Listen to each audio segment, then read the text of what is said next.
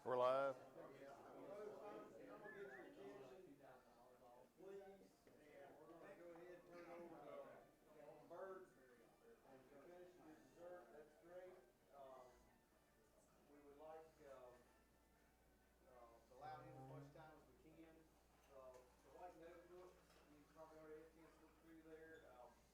I'm not gonna go over all the test plot data that's in there, but there's some really, really interesting plot data from this area, especially from Augusta County, where we say, demonstrated an excellent response to the concept in Pearl program. And that data is provided for you in there, so please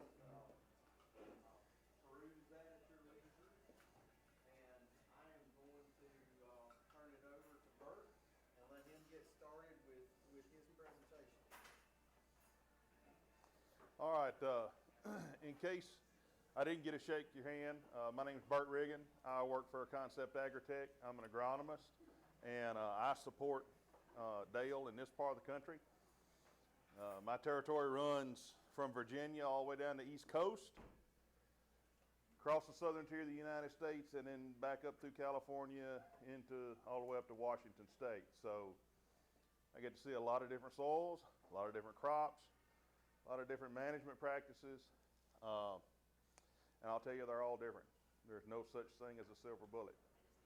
So with that, we're going to kind of go through this presentation, kind of explain a little bit about who we are, what our goal is as a company. We're going to talk about some of the technologies that we have, that we put into products. I don't want you to think this is a product-driven presentation. It's not, but I want to be able to show you what we have and what makes it different from other companies that may have similar products. And Vanna White has left the building. Next slide, please. Well, now you went all the way to the back. That was quick. Thank you. Thank you. This is the best presentation y'all have ever sat through. So, and you'll see a slide in a minute. Concept Agri-Tek started out as Concept Ag. And we were a liquid and biological fertilizer company. As we started trying to deliver more value to the farmer, we changed and now have positioned ourselves as a technology company. And we're trying to marry the agronomy, the biology, and the chemistry into a complete program. So our philosophy, the ABCs of agriculture: agronomy, biology, and chemistry. A lot of people, how many times are you going to click it? A lot of people will be real strong on one and fall off on the other two, or they'll be real strong on two and completely neglect the third. We believe that you have to have a balanced approach of all three in order to do your due diligence. Now, this is a soil test. This came from Midwest Laboratories. The purpose of this being up here is for you to look at the numbers in red. The numbers in red are minimums or ranges of the values on this soil test that we feel a soil needs to be in order for it to be considered in balance so that you get maximum nutrient absorption for your plants. This is parts per million, so that would equate to 50 pounds. So if you're 25 parts per million or above, you got more than 50 pounds of phosphorus that's available in the P1 category, the orthophosphorus category. The P2, that number can vary wildly. The P2 number is the one that it's going to take a little more work for that phosphorus to be available. You're either going to have healthy microbial activity or weathering, or the root actually intercepting one of those particles so that it can directly metabolize it through the root acids.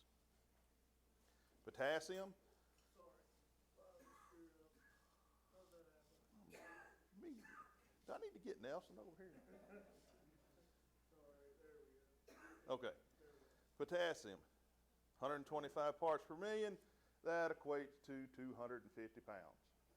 That's on the low end. If you got at least 250 pounds of K out there in soil and everything else is in balance, it's a pretty good start. You're not going to have to add a bunch more. Your other values, you're all familiar with. The ones down on the bottom, you see those are minimums that we like to see so that you're not trying to overdo any one of them. The base saturations are real key because that tells me the proportion that the potassium, magnesium, calcium are together. If you have a base that's between 4 and 6, magnesium between 10 and 15, calcium between 68 and 75, with the remainder being in either hydrogen or sodium, that soil is in reasonable health. And you can expect nutrient absorption to occur at a high rate compared to soils that have other limiting factors. How do you feel about the CEC? Is that something that's pretty, do you feel that the number should be or not? So the CEC is just telling me what type of ground you have. I look at that number there, that's 5.2. I know that's a sandy type soil, right? So I can't front load it a lot. So I'm going to have to spoon feed that crop a little bit more because it can't hold it. If you try to front load a soil that has a 5 CEC, you're wasting your money. So yes, we do look at the CEC. It factors into my recommendations, as well as the pH and the buffer index. But we don't chase pH because not many soils are truly in balance. And if your calcium-magnesium ratio is out of whack, your pH is not going to be truly reflective of what's actually going on in the soil. One thing you do want to see is that the soil pH be very close to the buffer pH. The closer they are together, the more active the calcium in your soil is. Okay? Next slide, please. Don't pay a whole lot of attention to this. This is a Moeller chart. This is what we use when we're trying to explain when somebody has really bad values out of whack in their soil as to why they're not getting anything. Like you can have really high levels of phosphorus, but every time you go pull a tissue sample, your plants are saying you're deficient, right? Your soil test says one thing, the plant's saying another. Why? Well, everything that has a red arrow running toward here is interfering with phosphorus uptake. What's the big one? Calcium. The calcium-phosphorus ratio is out of whack. This becomes unavailable, or the calcium becomes unavailable. You can shift it either way. What I'd like for you to key on is the green arrows. Those are the things that promote one another. So if you take a look, you will see that potash and iron help each other out. So when you have that CEC of 5, if you have a high iron content, that means you can hold on to more of that K that you put out. Because iron forms iron oxide, which is rust, that gives a functional group for potash to hold on to for just a little while. It's not quite as strong a bond as it is for clay particles or organic matter, but it's strong enough so that you don't leach it all out immediately. Magnesium and phosphorus, they promote one another. Next slide. This is just to show you that all those nutrients that we talk about have specific jobs in a plant. This is for any plant. Water usage, energy, root growth, hormone metabolism, oil, all of these things. This is not all the processes in a plant, but they're the big ones that agronomists like to talk about. So you start looking at the green Y's across there and then run up to the top and take a look at the specific element or nutrient And if you're looking at your crop, and especially tissue samples, and you're wondering why this crop isn't doing what it is, this is a handy dandy little chart to see. Well, you know, good grief. I'm sitting here and I'm not getting really good carbohydrate production, but I got great phosphorus, great potassium, my magnesium's great, and I put manganese levels are great in the soil. Well, what would be the other thing that you're not getting? Oh, copper. I didn't pay attention to copper. Those little things like that. It's kind of like a bucket. Depending upon where the hole is in the bucket is how much yield you can make. Right? Some elements, the hole is real high, so you can get a lot of water in that bucket, which usually means you can get a good bit of yield. Some elements, if you're deficient, that hole's farther down at the bottom, and you can't ever fill that bucket up. This is a handy dandy little thing to pay attention to. The evolution of Concept Agri-Tek into a technology company. We'll show you a little timeline here. We first started out in 2010, we're Concept Ag. Like I said, we were a liquid fertilizer company. Then we picked up some biological products. Then the bunch of bugs showed up in 2014. And you see every year we've progressed until it got to the point to where we realized that the amount of technology that we were actually creating, whether as a standalone technology or to add to another product, we really needed to rebrand ourselves in order to truly get our message across. And so in 2018, we switched over to Concept Agri-Tek. Go ahead, Eddie. Technology is our platform. So everybody's familiar with the seed catalog, right? You look in there and you got an icon for Roundup Ready, dicamba, Liberty Link, Bogard. They all got their little icons so you can look at a variety and see if it has the technology in it that you want, right? Makes it easy. You don't have to read in it. You just know if it's got these three things, I'm good to go. That's what we're trying to move to help make your fertility selections easier. The first thing we talk about is biotech. What is soil biology, right? In, on, and around living roots in the rhizosphere. That's the zone that's 1/64 of an inch off of the root. Everything we've done to it that has destroyed beneficial microbes is right there. Tillage, harsh chemicals, high salt fertilizers, pesticides, monocropping. We pulled down that natural population to the point to where it can no longer do what the good Lord intended it to do. We have to have microbes in order to actively mineralize nutrients and make them available for plant uptake. Microbial activity is going to change the tilth of your soil, improve the structure, allow better root penetration, increase water holding capacity, at the same time increasing perk. And then, as anything else in nature, your beneficial population is going to outcompete the non-beneficials. Biotech products. So all of these products in the product guide is going to have the biotech badge next to it. Bunch of bugs DF. That's a dry flowable. They're not freeze-dried. Freeze-dried bugs can take anywhere from 30 to 60 days to wake up. Well, if you're planting 100-day corn, you're out of the loop then. These bugs have been reduced in moisture content until they've gone into stasis. We put them to sleep. They're in suspended animation. They wake up within 10 minutes of being solubilized in water. The DF Plus, unless you're an organic farmer, don't worry about it. It just has an organic food source packaged with it so that if you're doing anything organic, it's Army certified, you're good to go. The DFST, that's the seed treatment.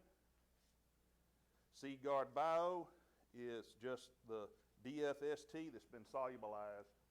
It's in a liquid form. It's ready to go on at 4 ounces to the hundredweight.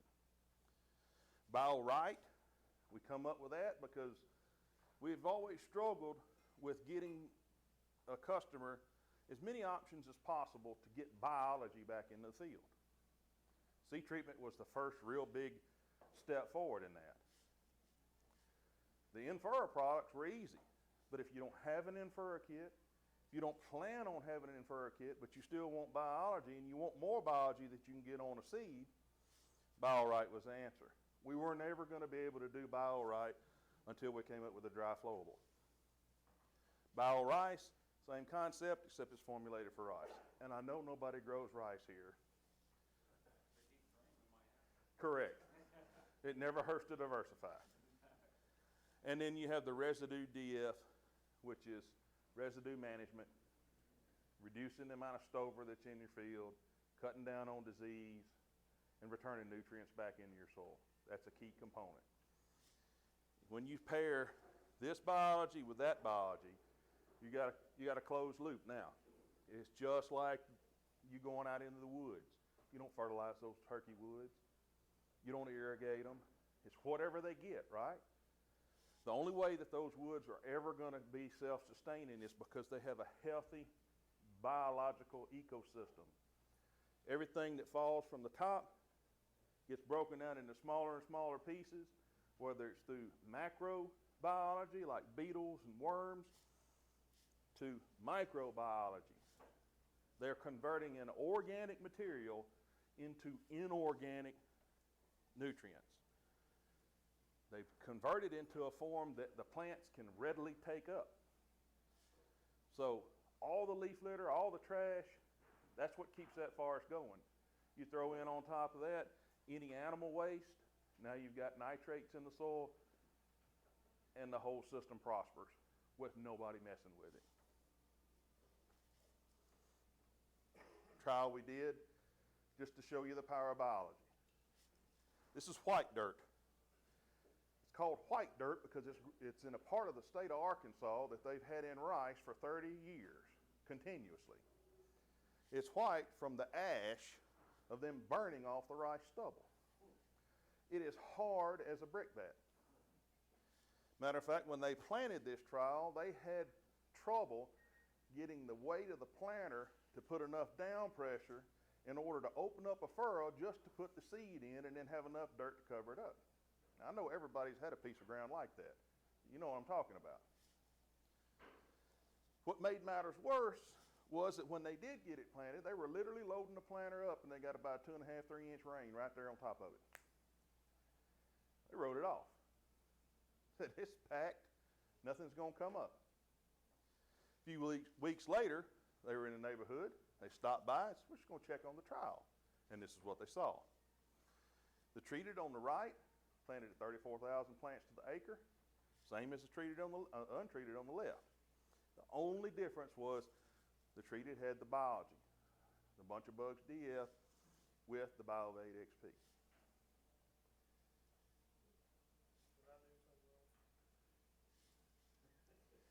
So we didn't have a soil penetrometer at that time. So what we did was we took a soil probe.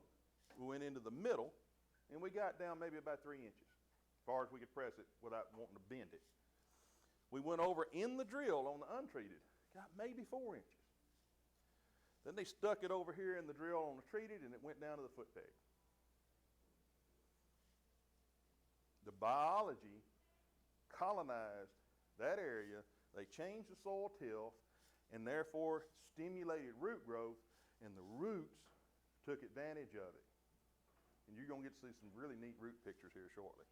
Go ahead, Mr. Showalter. This is done in the University of Georgia. It was actually entered in on a fungicide trial because the bunch of bugs DF has some fungicidal activity. You can see the differences in yields. Now, the university said that the yield was not significant, but all of y'all are farmers, and you know if you've got 200 pounds of peanuts difference in this field over this field, that's significant to you, right? Go ahead. Seed treatment. Again, biology. The big takeaway on this is competitor 1 through 6 had fungicides and insecticides plus biology. All we were biology. And we beat the best competitor by almost a whole bushel. Without the biology, the treated had fungicides and insecticides, and we beat it by right at 2 bushels. Next year when we enter this, we're going to add fungicides and insecticides in it just to see what will stack up on that, because if we can do that with just biology, we're curious to see what the fungicide and insecticides will do to bump that up. That's soybeans. That's it. So 1 through 6 used your fungicides? Nope. 1 through 6 were what was called competitors. Ohio State will not tell us what they were. They just told us it was competitors, but they did tell us that they had a biological component. They also had fungicide and insecticide. And all we had was a biological component.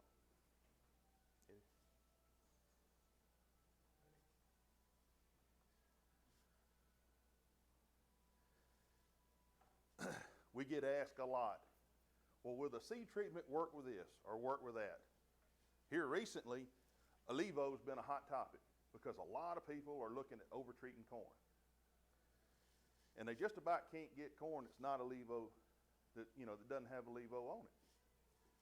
Well, is Alivo going to hurt it? So we decided to do a test. What I want you to look at is the difference in the number versus 24 hours versus 48. This was just our biological alone with no Alivo. This was Alivo treated that we over-treated with the biological, and this was Alivo tank mixed and applied at the same time with our biology. So you see, in every instance, at the 48-hour mark, the microbes were increasing. So there's no negative effect of having Alivo present on the seed, whether you're over-treating it or whether you're mixing the bunch of bugs with Alivo to treat yourself. Yeah. These are some of the other corn treatments that are out there. This is pretty interesting. This one's exceedingly popular in my part of the world. A lot of people use it. It's the worst performer. They lost almost 1.5 bushels, and they lost $11.68 an acre. The Sabre X was about dead even, which means that they didn't lose any money, but they didn't gain any money. And there's ours. Increase of 3.88 bushels, and you gained $8.78 an acre. It's pretty telling considering that's just a biological.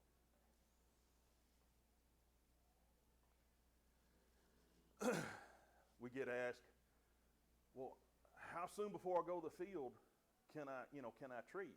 These are biologicals, right? I don't want to have to treat and then go to the field. Well, we carried this test out to 9 weeks and just cut it off. If you plotted this graph would run up like that. Our population of microbes was still growing at 9 weeks. This is what you would consider a standard biological, Brady rhizobium type.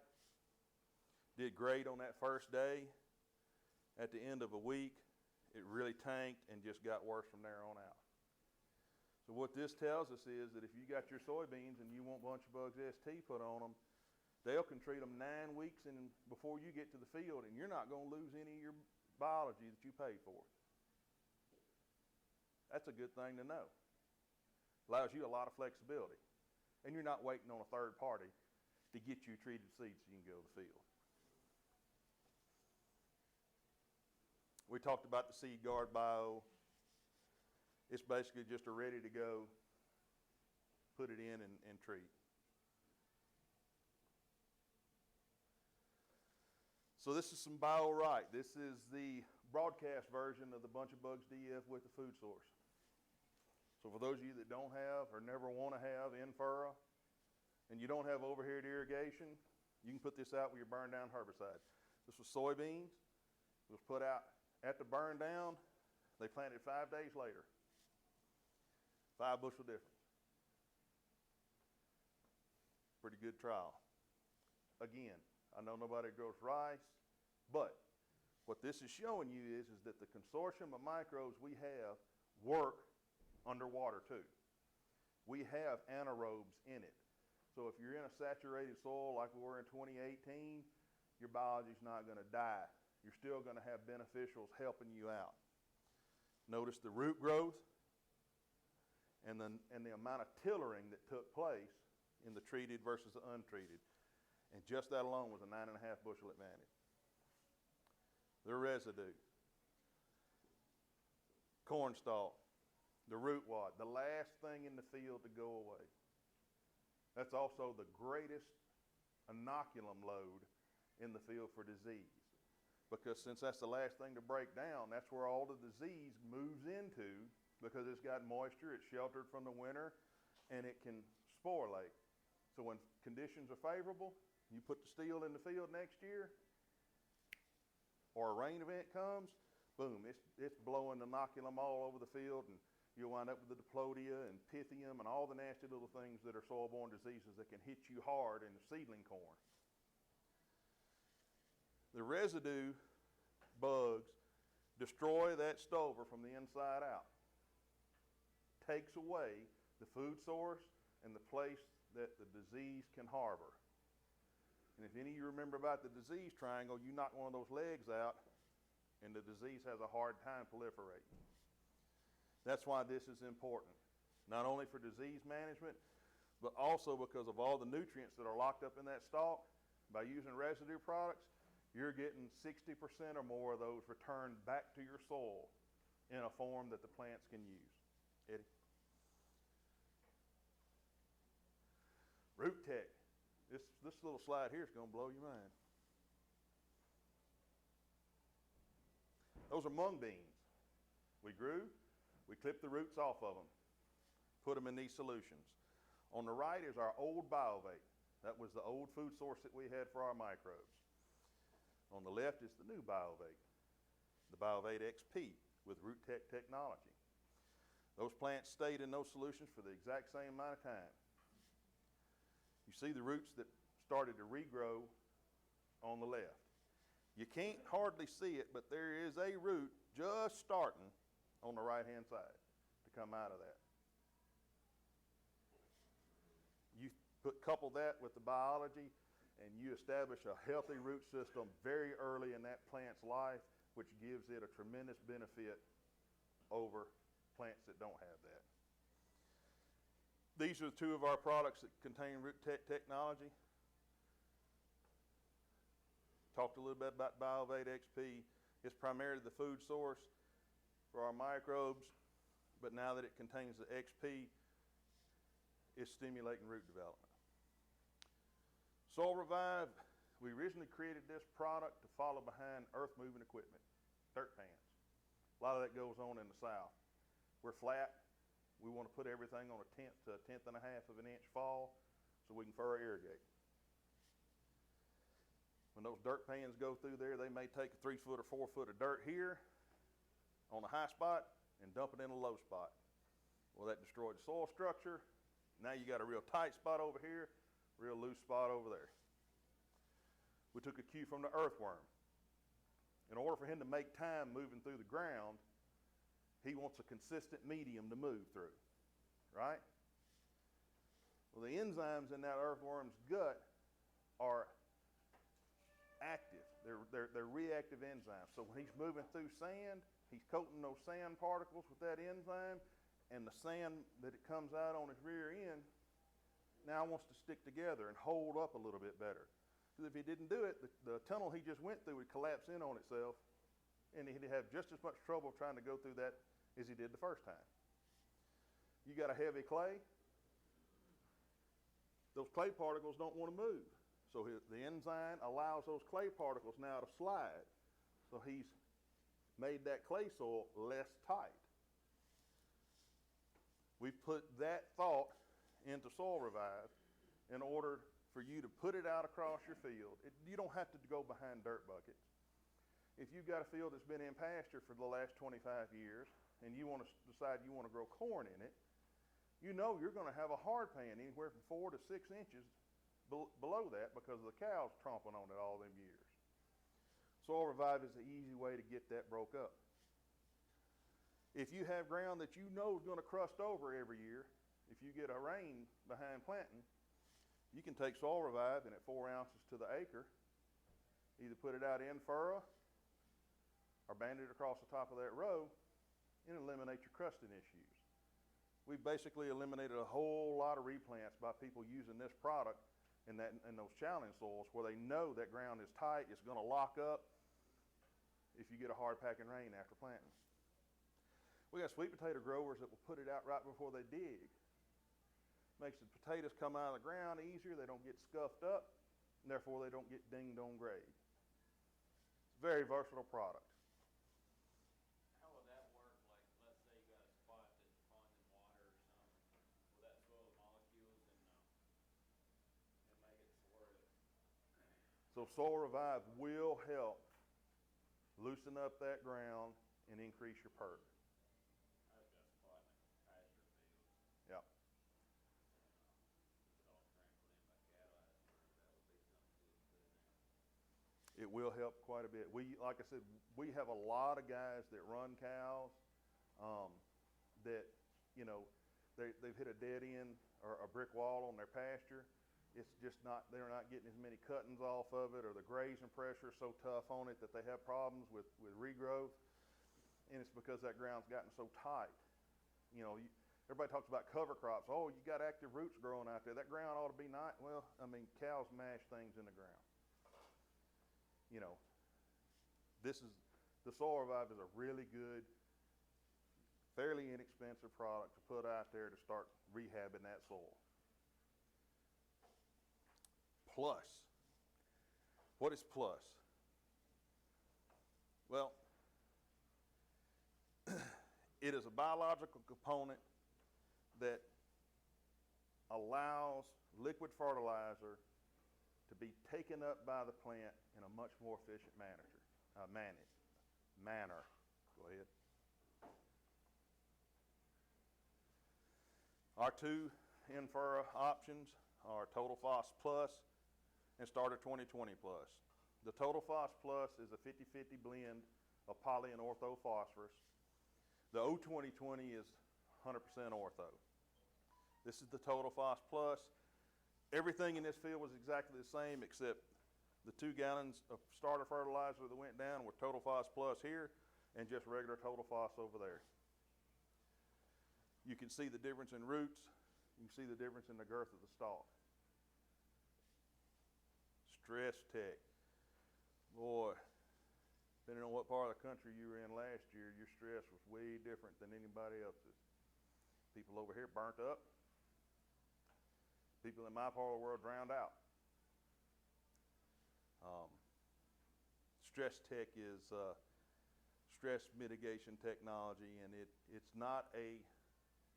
doesn't eliminate stress, but what it can do is help shorten that stress period for that plant. We consider it a breakthrough in stress mitigation. If you look at your 10-day forecast and you see that it's going to be insanely hot and really dry, and your corn's getting ready to start tasseling,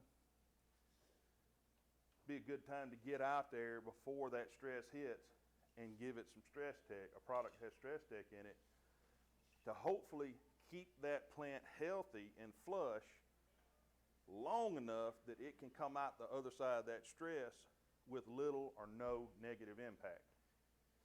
This doesn't prevent it, but hopefully it'll get the plant through it. We have some really crappy ground. I know that's bad to say, considering we got agronomists, but right behind our plant, it's bad. It should have just been a parking lot. I'll put it that way. We decided to turn it into a kill plot. Far right, untreated, nothing on it. Left over here, just had Bunch of Bugs DF and Biovate XP. Still pretty good. The middle had Bunch of Bugs DF, Biovate XP, and Agri-Tek. A lot better color, bigger ear. There is a difference in root size. It's hard to see because you got a leaf hanging down over here, but you do have a little bit better root system on the one in the middle. Foliar RX has been in our portfolio for a very long time. We just made it better by adding Stress Tech to it. This is your analysis. Foliar RX can be applied just about any time. We've done it early season. We've done it late season. You're fixing to see some data on some rice. Again, nobody grows rice, but the point being is the two products that got applied at split boot both contain Stress Tech in them, and you'll see the advantage. Other than that, the whole field was treated exactly the same. This is not a small plot. This data came from over 200 acres of rice. The Foliar RX with Stress Tech, and then our total 10. Both of them have Stress Tech. It was applied split boot with fungicides. Fungicides went out on the untreated. They just didn't get the Foliar RX and total 10. That's pretty much a 20 bushel advantage. Nothing else was different in those two fields other than that. We like Stress Tech so much, we decided to put it in a few other products. Concept B10, it's a standard 10% boratic acid. Total 10, analysis on it is 10O10 with a 1/4% boron. The potassium part of that 10O10 is potassium acetate, which makes it superior to other 10O10 type products that are out on the market that use potassium chloride or hydroxide. Foliar K is 100% potassium acetate. And then we have our slow release nitrogen with boron, N25B. Transmax. Love this stuff. Everybody knows how Roundup used to work, right? Spray it on a plant, gets in through the leaf, goes down, translocates to the roots, kills the plant, right? From the roots up. Well, going from the leaf to the roots is opposite how everything normally works. Normally, everything comes in through the roots and then moves up to the leaf in a plant. But a plant is just like us. It has a circulatory system so that it can move things up and down.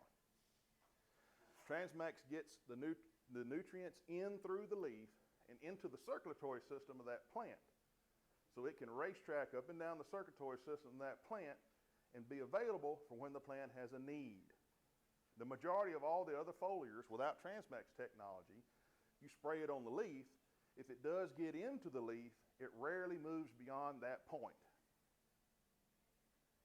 So when you do a tissue test after you come out and put boron, 10% boron out, it's basically just verifying that you sprayed.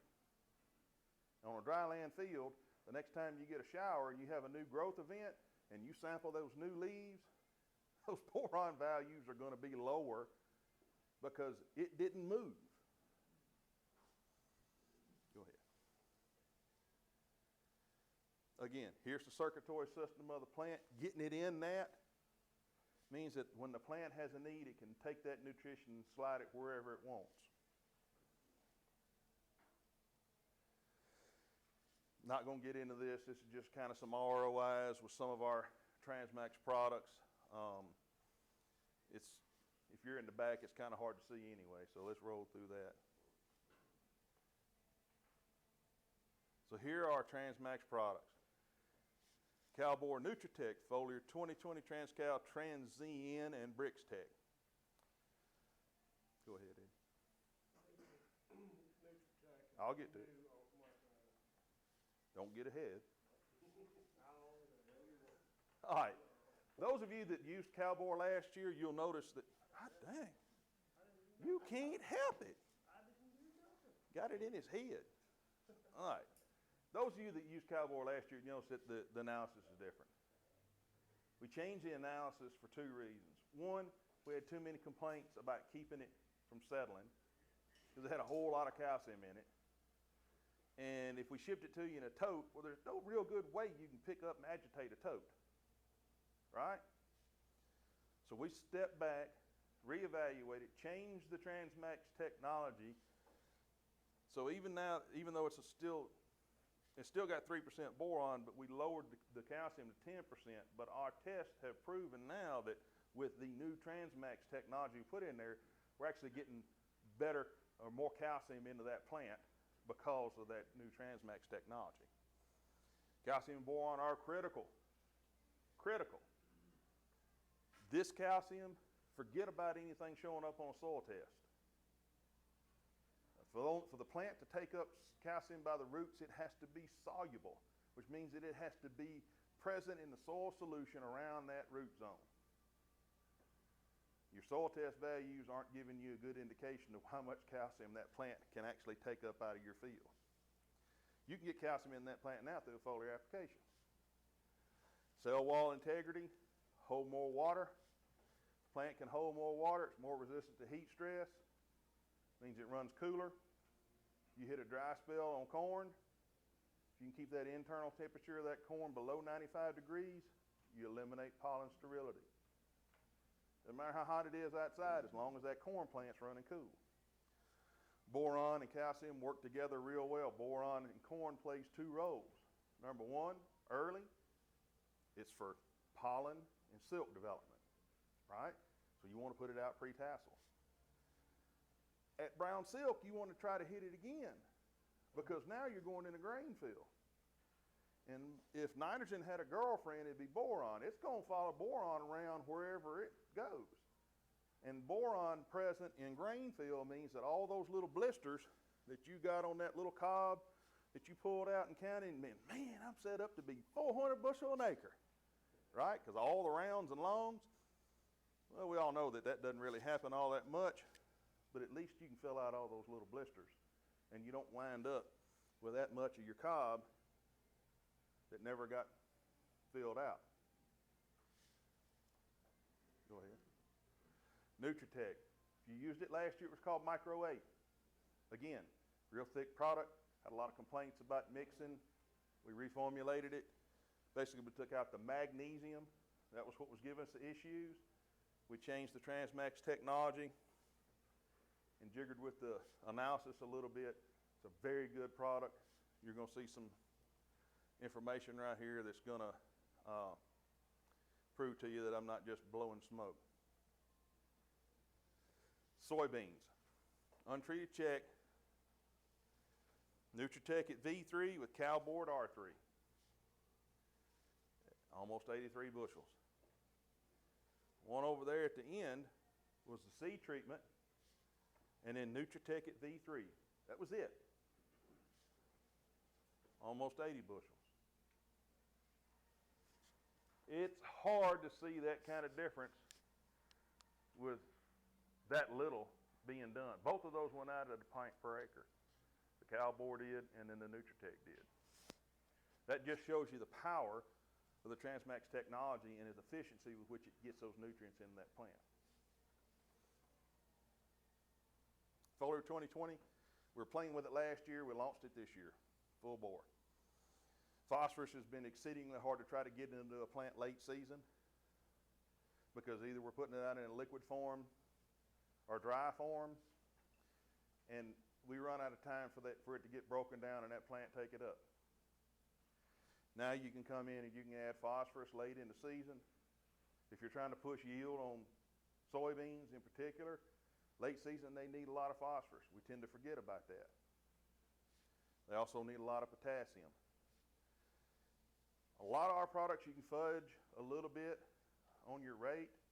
This one's 16 ounces to the acre. Do not exceed that.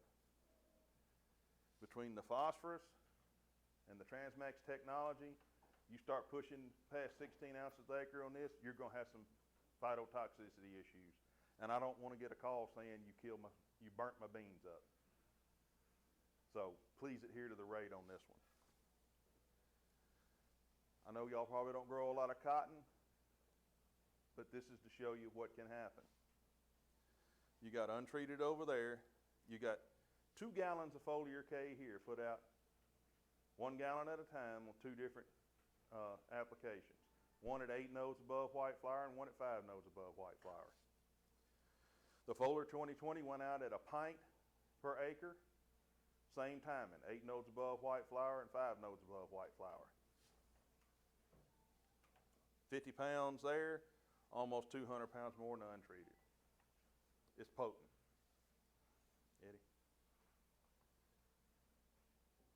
Transcal. Really, we developed this for Arizona. They draw water out of the Colorado River. It's super rich in boron. they don't need the boron. And there's a lot of vegetables that are very sensitive to too much boron, so we just said we'll just make you a calcium-only product. Doesn't mean you can't use it. If you got good boron levels, but you need to get more calcium in the plant, good product. Last year, this was called Z16. Again, complaints. It's thick, hard to mix, jug's heavy, got to shake it. Went back, reformulated it. It's called TransZinc now. It's a lot better, and you can use a pint to the acre, whereas a Z16, you could only do 10 ounces at a time. Really good product. If you're growing corn, zinc is a must. Agri-Tek, this was developed this fall in the sugarcane fields in South Louisiana. Essentially what this is doing for sugarcane is it's causing a cascade effect and increasing the amount of recoverable sugar in as little as 48 hours. With the Transmax technology, when we start looking at other crops and playing with the rates, this will allow you to get higher Brix levels in your crop. The higher the Brix level in the crop, the healthier the crop is, and it has the energy to help it get through periods where it's cloudy or you don't have heat units accumulating, or to help that plant get through a tough period where it can't make enough energy. Brand new product. I can't tell you what the rate would be on corn. The rate on sugarcane is 64 ounces to the acre. A corn plant would collapse under its own weight if you put that much of it on there. So we're thinking maybe somewhere around a pint to 20 ounces to the acre, but we haven't tested it yet. More to come. Agri-Tek. Before we get all up in here, everybody's got a white book, right? Turn in that white book in the brochure to the blue pages. It's right after the foliar section that has the yellow writing. This is all blue writing. And it's the top one up here. It's called Concept S17. I want you, you're going to look, there's going to be two sets of data here we're going to talk about.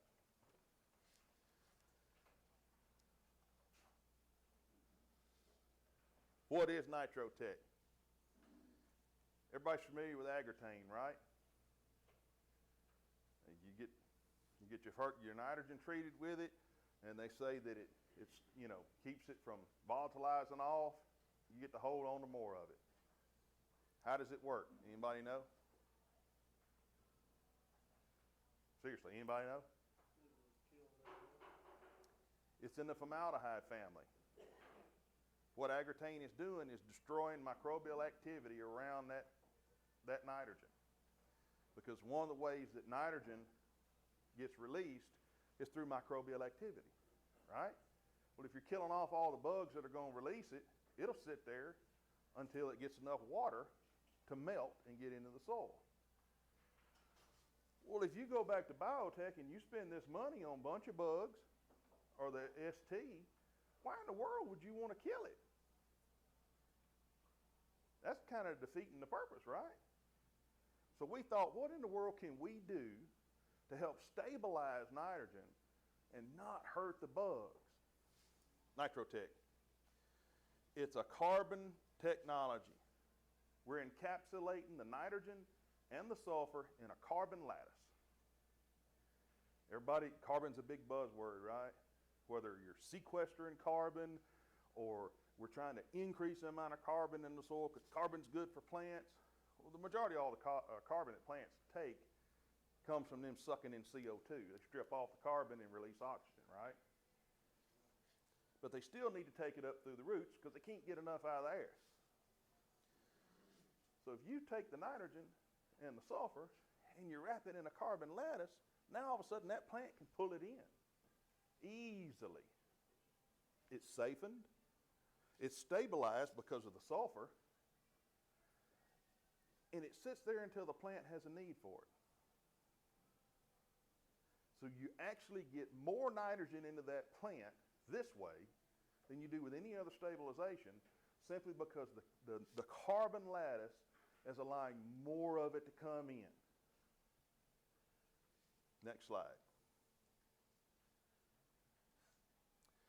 I didn't do this. I was at a meeting earlier this year in Indiana. One of the farmers that I worked with last year approached me after the meeting was over. Said, hey, I got some data you might be interested in. Oh, send it to me. That's what he sent me. Sometimes numbers make us uncomfortable. Because when the numbers are too good, people tend to blow it off. Oh, that was a skewed test, you know. Well, first off, a farmer did this, I didn't do it. He was using instinct. He tried our Concept S17 with Agri-Tek. He averaged almost 18 more bushels an acre with the Concept S17. And when you ran the numbers on it, even though the S17 was actually more per acre, he put $52.91 in his pocket more off the S17 treatments than he did the Corteva's instinct treatments. Now, wait a minute, let me go back. So that's instinct. If you look in that book now, you will see that the yield information with the blue bars down at the bottom of the page under Concept S17, that's against a commonly used nitrogen stabilizer, right? Everybody's familiar with ammonium thiosulfate, right? That data was head to head. That's S17 going up against ATS. Without using any ATS? Well, the top bar is no ATS. The middle bar is nitrogen with ATS. And the bottom bar is nitrogen with Concept S17. Again, pretty good numbers. But that goes back to that carbon encapsulation and it being more available to that plant.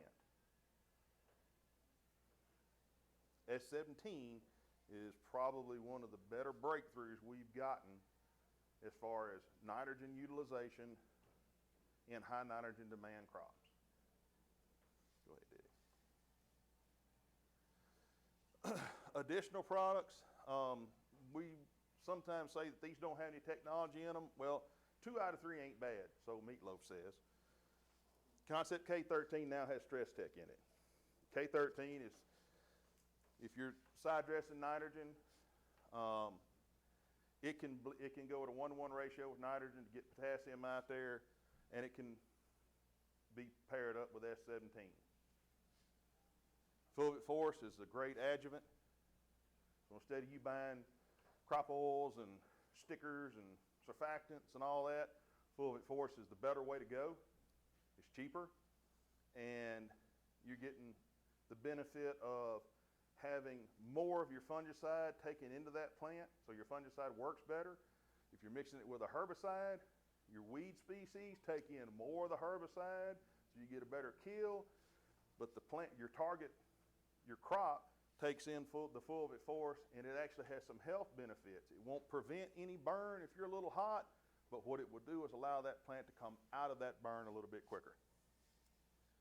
Sweet Success is a sugar, plain and simple, adding more energy to that plant, keeping it stoked. Go ahead, Eddie. The tech pipeline. Not going to spend a whole lot of time on this. It's in the book. Concept Agri-Tek cannot sit still. This is everything we got ready to go.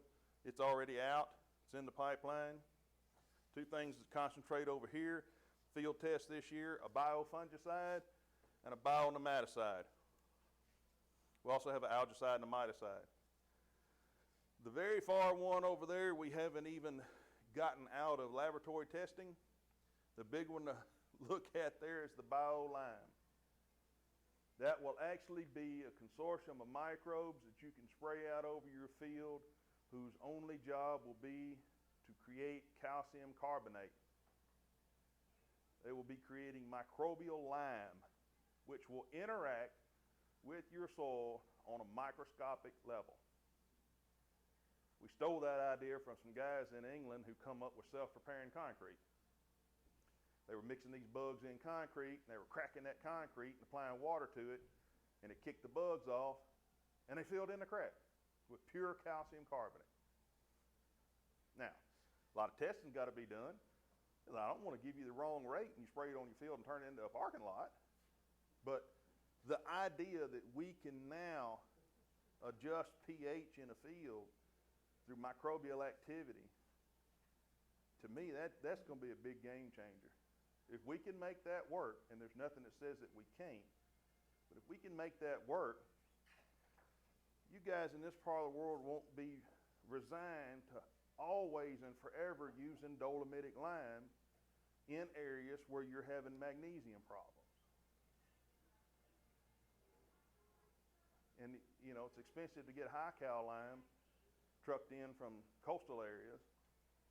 So if you got a rail spur or something like that, it's not bad, but if you're off in the middle of nowhere, it's difficult.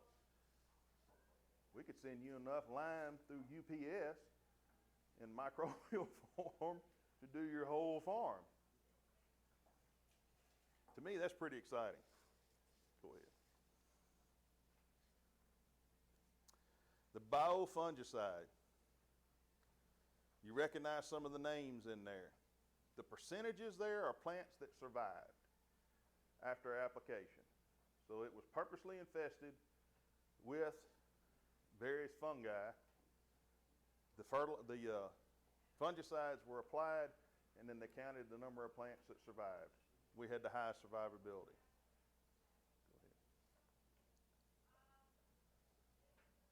The nematicide is going to be the first of its kind. It's dual action.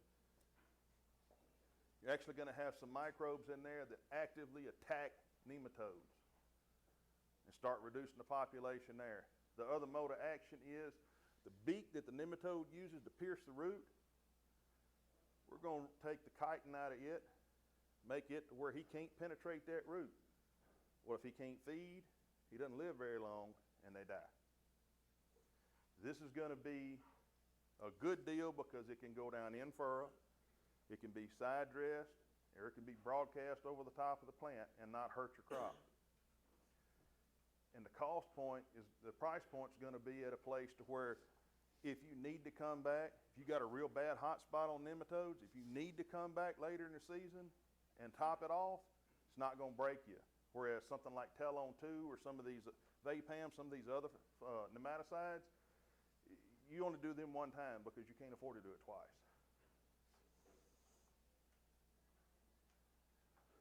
This was a laboratory assay that was done last year at Auburn University.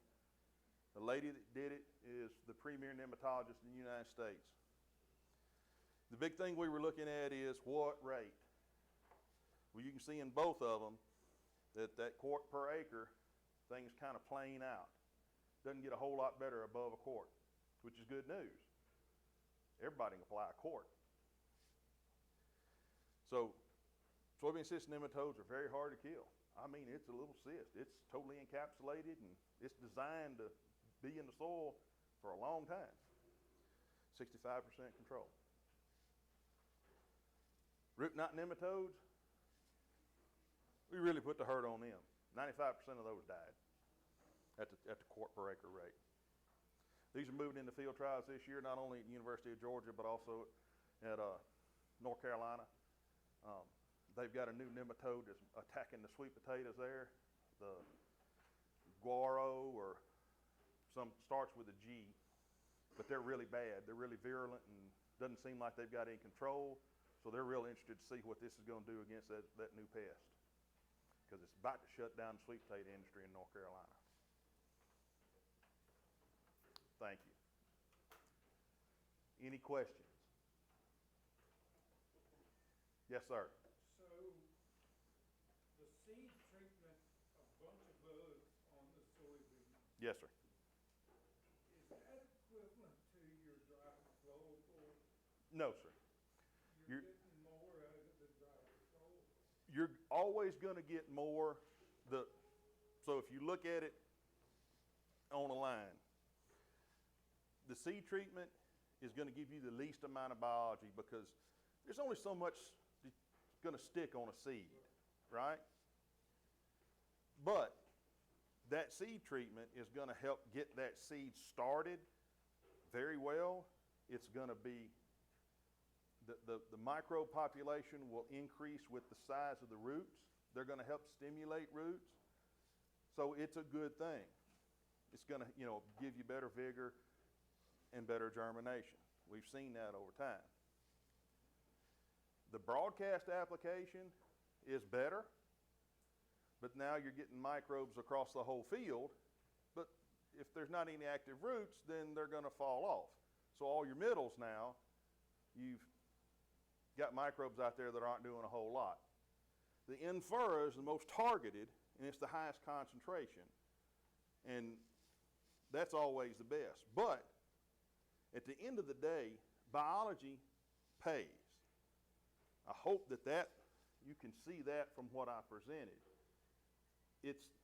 We're just taking cues from Mother Nature, and we're trying to bring that idea into modern farming. So the dry flowable is really, you're not distributing that like a granular. No, sir. You're putting that in with fertilizer or starter fertilizer. It's paired with the Biovate XP, so that you're also getting the Root-Tech technology. You get the same Root-Tech technology in the BioRite. The BioRite has a soil penetrant in it because UV light kills microbes. So when you make a broadcast application, those microbes have got to get below that soil line. Well, if they can get a 1/4 inch below that soil line, that big yellow ball in the sky can't fry them. That's why now the BioRite is an alternative for people that want more than just seed treatment, but aren't set up or not going to be set up for Infura applications. Now, in a perfect world, everybody run an Infura kit. Make my job easy. We don't live in a perfect world. So we try to fit a solution to people whose management don't line up with that perfect world scenario. Any other questions? I know I threw a lot at you tonight, okay? Sometimes it's like trying to drink water from a fire hose. And we talked about products, not because I sell products, but to talk about the technology in those products that we've added to make those products better. We take a program approach. That soil test that you saw up at the beginning that I talked about is where I need to start. That tells me what I'm working with. The next thing is I've got to find out how you farm. It doesn't do me any good to make a prescription if there's 3 passes in there that you just flat don't make, right? I've got to work within your system. Once we prove that our program is giving you a return on investment and things start moving in the positive direction, all that excess capital that you're making from better yields and lower input costs, if you want to change, either buy a piece of equipment or contract out some stuff, we can talk about adding other things. But at the beginning, I got to work within your system. So if you reach out to me and you want me to look at your soil samples and help develop a program for you, I'm going to need a lot of information. And I'm not trying to get up in your business. I don't want to know what you're paying for anything. I'm going to try to give you the best possible prescription that I can that fits within your management, that's going to hit your yield goals and start moving your soil toward that balance so that eventually your fertilizer dollar goes way farther. Any other questions? Do any of your products work really well for alfalfa? Yes. You didn't talk a little about legumes, so I was just curious. So, soybean is a legume. That's right. I have written prescriptions for alfalfa farmers from over here in this part of the world all the way out into Arizona and Utah and Nevada. My territory puts me in contact with an insane amount of crops. I got a call today from our other agronomist wanting my pinto bean recommendations. So I'm not going to say you can't stump me with a crop, But if you give me enough time, I'll figure it out, because I get a new one thrown at me just about every month. So you had an ad for dairy, liquid dairy water and that type of thing, Mr. Word. Is that something that can really have some potential for improvement, or? So that's the Waste Master product. That is a very, very good product. It is highly versatile. We've used it on chicken litter, turkey litter. We've used it in hog lagoons. We've used it in pits. And everywhere we've put it, we've had a reduction in odor. And you've had a reduction in either methane or ammonia, depending upon what manure it's working with. It works exceedingly well in reducing the amount of solids and generating more gray water. So you don't have to muck out a pit quite as often because you don't have the buildup of solids. And what we found is that people that have treated their stage 1 ponds, when the water comes out of the stage 2 pond, they were able to get permits to discharge it right into a stream. That was in North Carolina. It does exceedingly well for clarifying the water, sequestering the nutrients, and making it to where that the volume of manure that you have to put out is reduced because the quality of that manure is increased.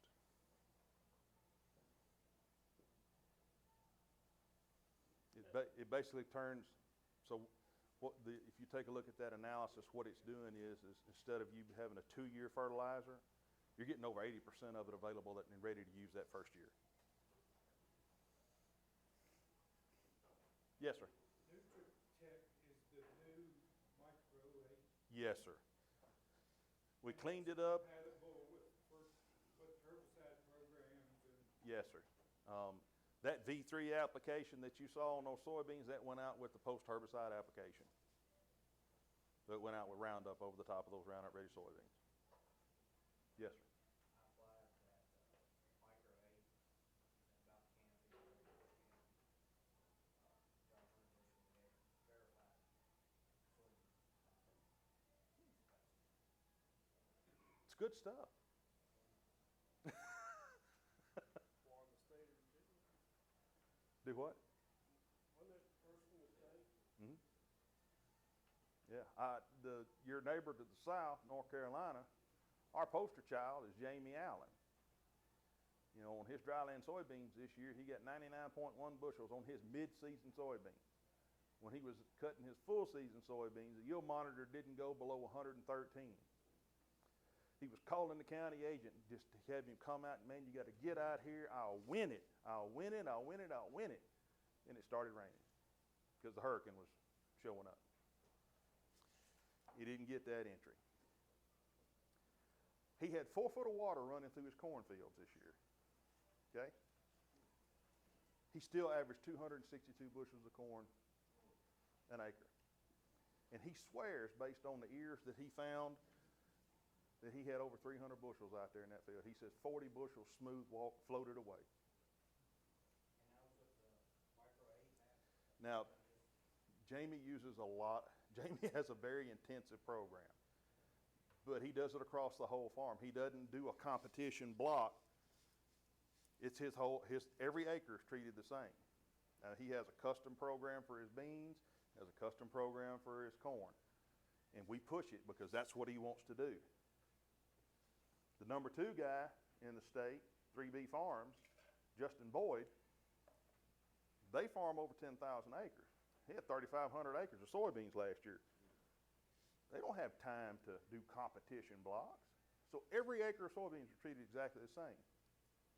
Well, he came in 2nd place in the state of North Carolina on dryland soybeans with a very economical program for somebody that doesn't have time to do a lot of the things that Jamie does on his 1,700 acres. There's a program for everybody. No such thing as a blanket approach. Everything's different. Sure, I can give you a generic foliar program.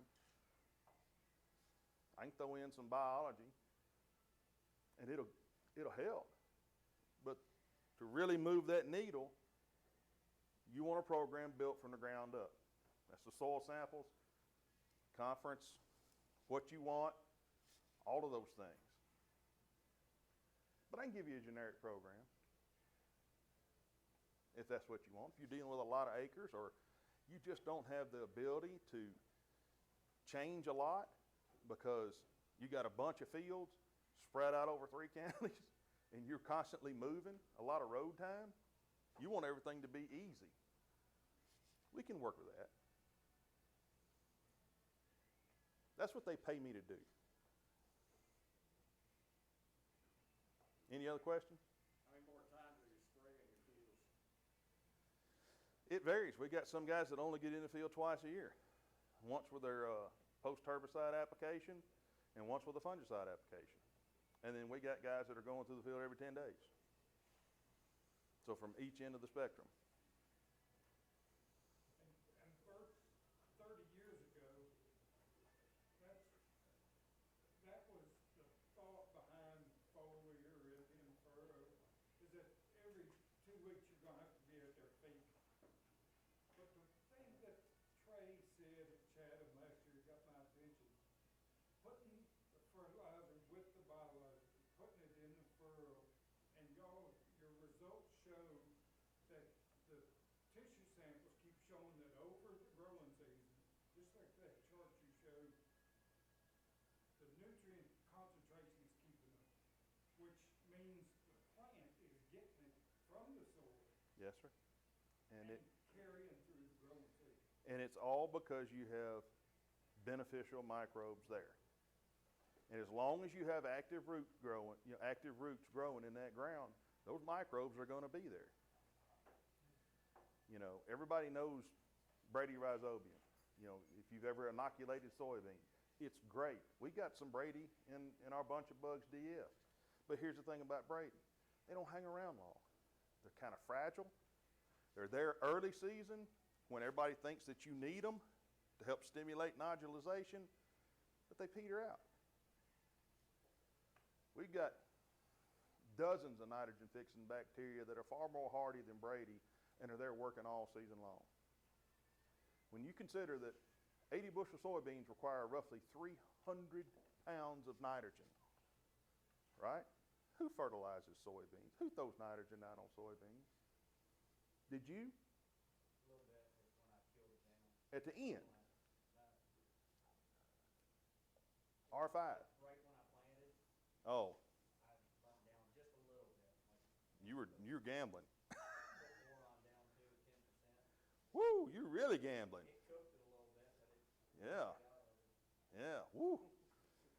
The soybean plant has to put those nodules out. Did I ask if that field had bed pack manure or some I think it had a little about 4,000 of dairy. to do it?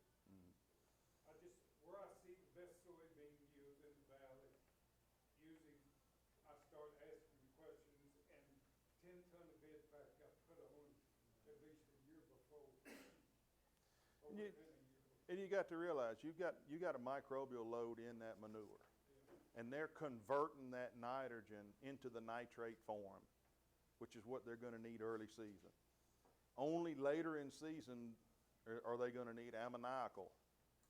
And usually you've got microbes hanging around the soil that are converting the nitrate into the ammoniacal for its demand later in the season. But if you don't have a good healthy population, you don't get good conversion, and you don't get that bang out of that manure that so many people, you know, like to see and count on. But the idea is that if you overload that plant with nodules, it's just pulling it out of the atmosphere. That's free nitrogen. As long as you keep the K to it, I mean, they're saying that 300 bushel an acre soybeans is not out of the realm of possibility. Worked with a guy in South Arkansas. He first one in the state to hit 120 bushel an acre.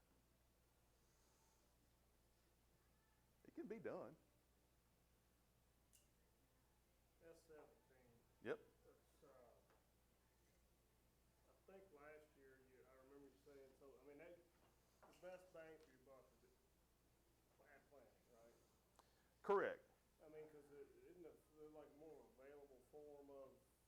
sulfur and the carbon humates in it. It just has that synergistic effect. When you're coming back in and top dressing, maybe So, spend your money up front.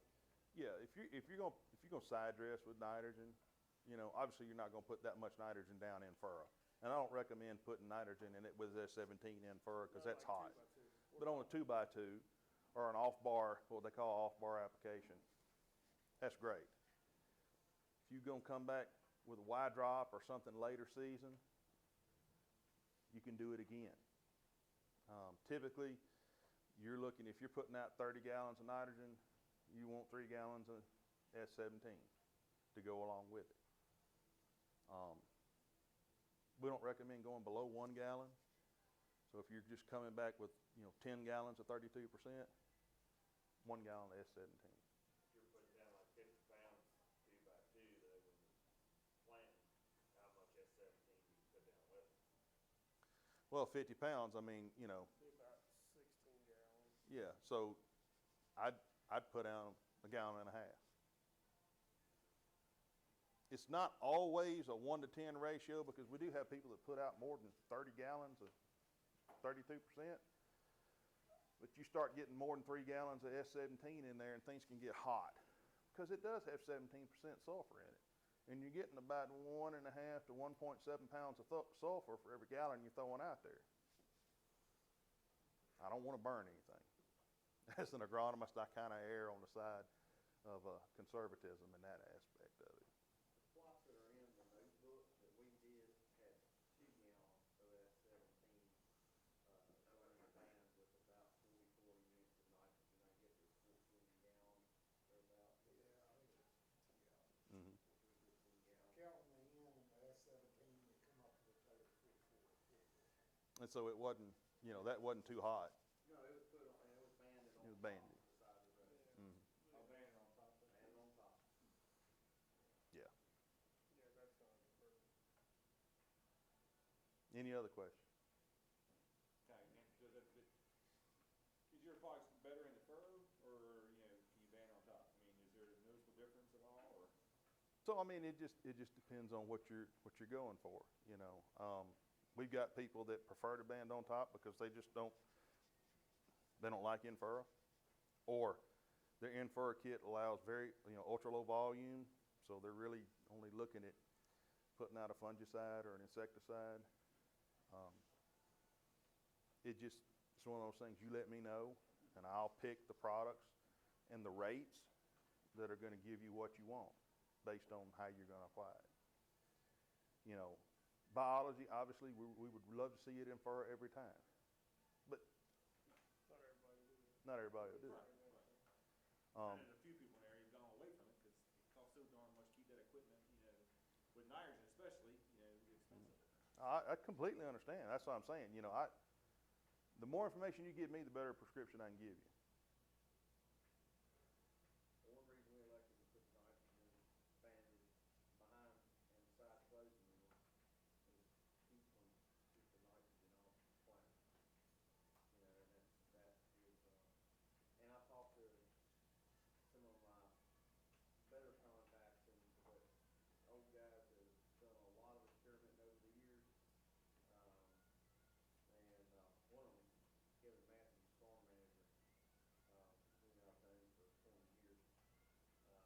And he's experimented, you know, putting 2x2, knife in,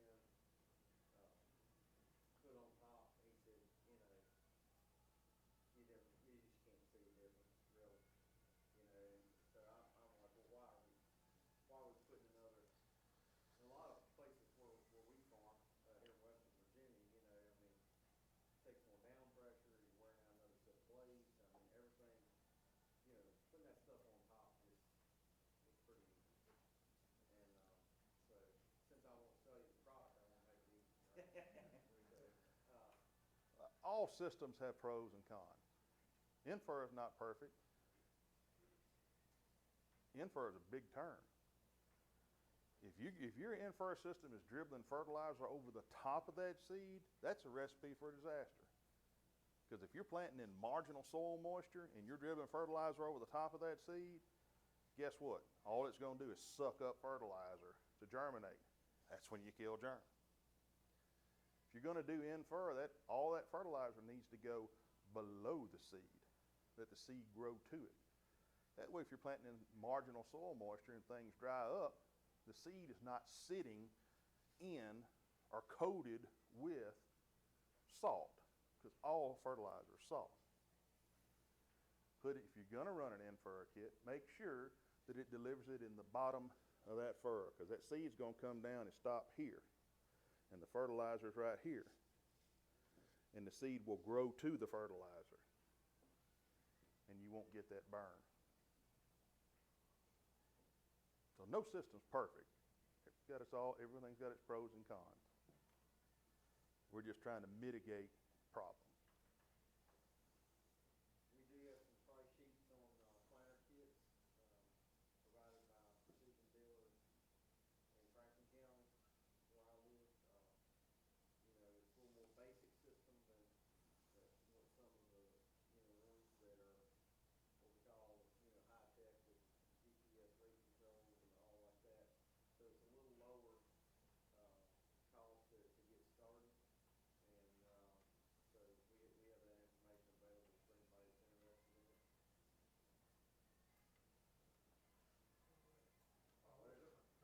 it. What about ammonia control in poultry barns? Can you focus that in enough? Oh, yes, sir. Bless his heart, he could not give us his name. He grows for a large organization, and they have not approved the use of the Waste Master product in their turkey barns. What he saw this year on turkeys was he did not have to make a single antibiotic application to correct dermatological issues. In his untreated house, 3 antibiotic applications for skin problems. The birds in the treated house averaged 3 pounds a bird heavier. Obviously, they were under less stress. You cut down on the ammonia, you don't get the burn, so when the turkeys lay down on the litter, they're not getting those dermatological issues. It's easier on the birds, it's easier on the workers. We've done a lot of work in poultry houses, but since most of the poultry is somebody's contracted by a large organization, that's a big bureaucracy you got to wind your way through, and they want all this testing and this, that, and the other. And we've had more success with the independent guys or the guys that can feel like that they got a good enough deal that they'll ask for forgiveness later instead of trying to seek permission up front. It's hard to argue when you're delivering 3-pound heavier birds and not having to spend the money on antibiotic treatments and things like that. It works exceedingly well in poultry houses. We use, as a lot of people do, A7. Uh-huh. It's hard on equipment. It's hard on equipment, and it's a It just tears stuff up. it's well, yeah, For children, and they're not gonna. because it's highly acidic. What you're doing is redox chemistry. The ammonia in that litter is highly alkaline. So how do you neutralize an alkaline? You throw an acid on it, right? You get heat and water. You know, that's what redox chemistry tells us. Well, when you got something that acidic, like you said, it's hard on equipment.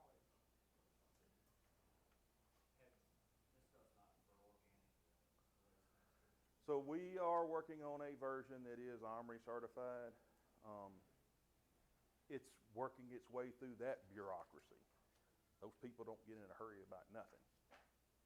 But we do have an organic version because we have been told by several large poultry houses that they are moving toward having a substantial amount of organically raised chickens in order to fill that niche.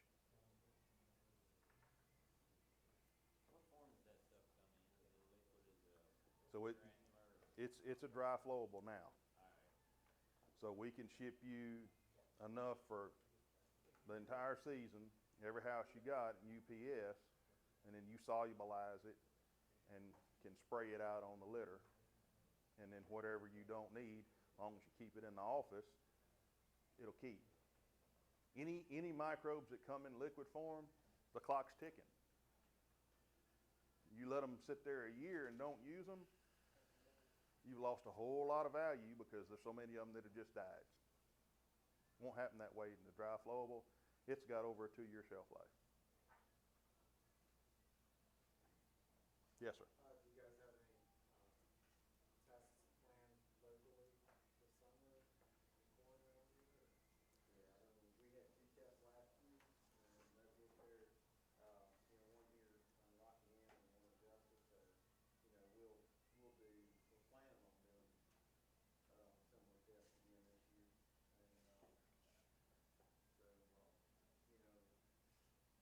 And, we're also gonna get, bean meters for plot class, so we're gonna run some strips, with the treated versus the untreated. And we can also compare the seed treatment bugs to the in-furrow bugs. Now, it'll be wide rotation, but that's something we're curious about, so we're gonna run that somewhere. We really have a location on that just yet. And that may actually be a practice ground when we do that. I'm gonna hand out some cards. If you've got any more questions, just keep asking. I'll try to multitask here. You say we can send you our soil test, and you can kind of give us some recommendations on that too? My email is on the card, my telephone number.